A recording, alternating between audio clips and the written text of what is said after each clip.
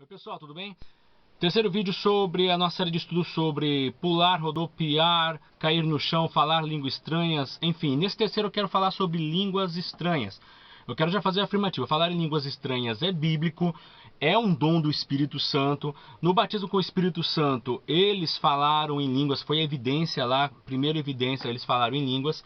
Porém, eles falaram em outros idiomas, pelo menos as pessoas que estavam ali, Atos 2 você vai ler e vai ver isso, eles entenderam o que eles estavam falando. Alguns estudiosos, como eu já citei antes, eles vão dizer que as línguas estranhas faladas ali foi a mesma coisa que é falada, da mesma forma como é falada hoje, que esse é chamado de glossolalia, essa forma estática de falar línguas. Porém, no ouvido daqueles judeus de várias nações que estavam ali, cada um entendia de uma forma diferente, já traduzido no seu próprio idioma. Alguns estudiosos vão dizer isso. A maioria concorda que realmente eles tiveram uma capacitação milagrosa para falar em outros idiomas, ok? Mas enfim, falar em línguas.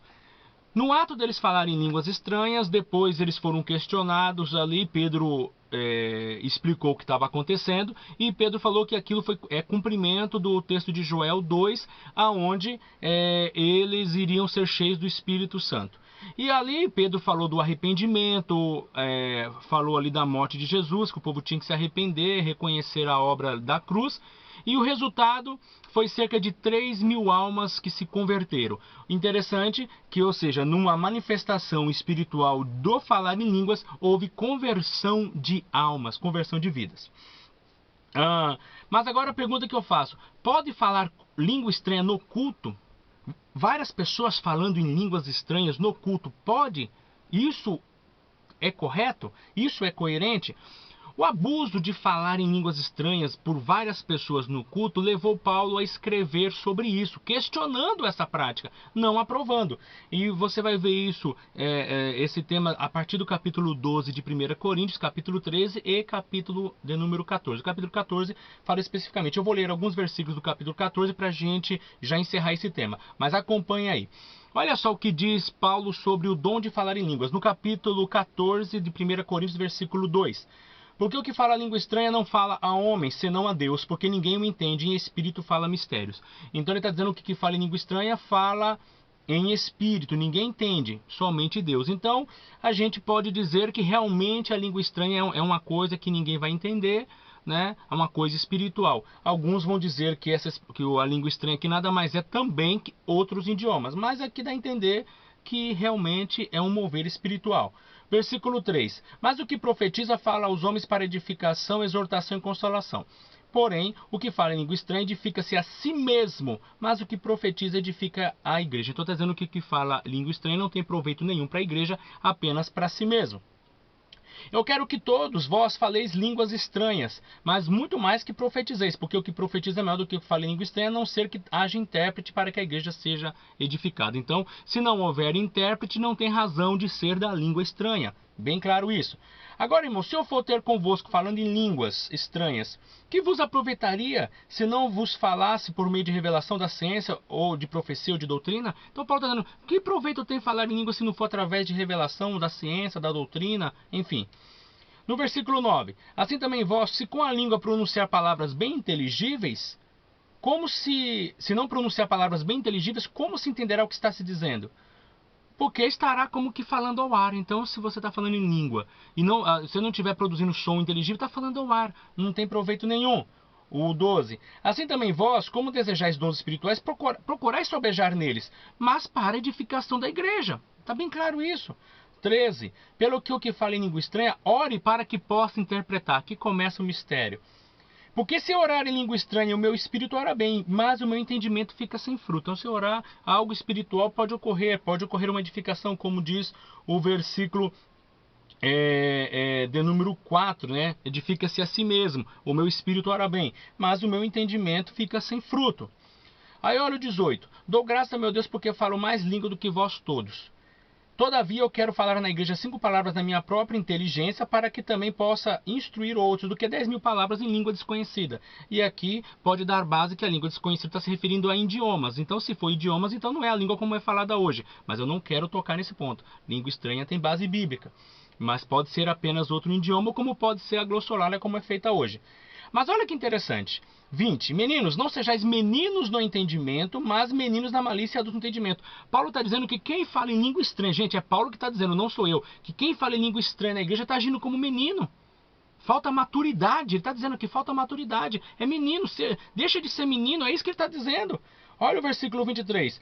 Se toda a igreja se congregar num lugar e todos começarem a falar línguas estranhas, e entrarem os indoutos, pessoas mais simples, né, e os infiéis, não, ou seja, não cristãos, não dirão porventura que estáis loucos? Está escrito aqui. Se todo mundo começar a falar, não vou dizer que todo mundo está louco, e não é esse motivo de zombaria, muitas vezes até nas redes sociais, por causa de o pessoal posta lá o culto da nossa igreja foi um poder, o culto da nossa igreja foi tremendo, e aí posta nas redes sociais, e isso é motivo de chacota para aqueles, né, que não conhecem esses mover. O texto bíblico deixa bem claro que não é para falar língua estranha. Vamos continuar? Olha o 26. Que fareis então, irmãos? Quando vos ajuntais, cada um de vós tem salmo, doutrina, revelação, língua e tem interpretação. Faça-se tudo para edificação. É para edificação, repito. Se alguém falar língua estranha, faça isso por 2. E quando muito 3. Opa, quantos? Por 2, quando muito 3. E por sua vez haja intérprete. Está escrito aqui, então, que haja intérprete. Olha. Mas se não houver intérprete, esteja calado na igreja e fale consigo mesmo e com Deus. Então, e aí? Está escrito aqui, não foi eu que estou falando não. Então fique calado na igreja se não houver intérprete. Aí continua. Porque Deus não é Deus de confusão, senão de paz, como em todas as igrejas dos santos. Versículo de número 33. Deus não é de confusão, Deus não é de bagunça. Está escrito aqui. Paulo estava corrigindo a igreja de Corinto por causa dos exageros. Aí você imagina, aí o culto, normalmente festividades, a mensagem muitas vezes muito boa no final do culto. Irmão, Deus deve derramar o poder agora. Recebe o poder aí, irmão. Sabe, se você fala, começa a falar agora, abre a tua boca, começa a glorificar a Deus em língua. E aí começa todo momento, toda uma histeria, todo um mover ali.